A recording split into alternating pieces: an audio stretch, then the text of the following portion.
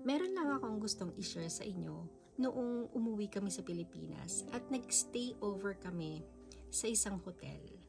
Panoorin natin. Ang galing, no? Isang pindot lang sa controller, bumubukas at nagsasara ang kurtina. Meron lang akong na-realize. Sa totoong buhay, hindi natin kayang kontrolin ang lahat.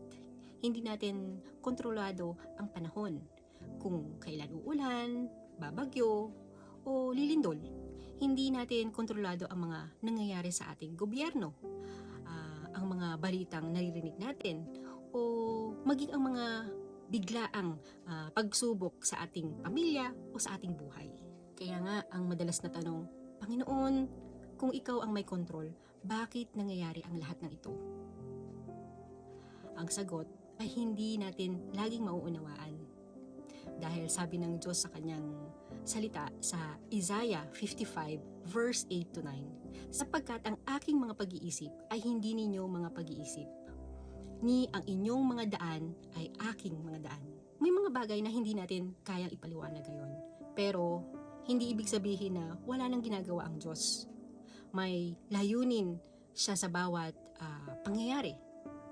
May dahilan siya sa bawat paghihintay.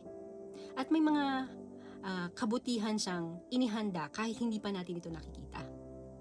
Hindi nangako ang Diyos na magiging madali ang buhay.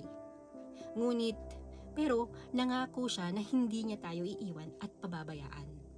Kaya sa halip na piliin nating kontrolin ang lahat, isuko natin ang lahat, ang ating buhay sa Diyos na tunay na may kontrol ng lahat.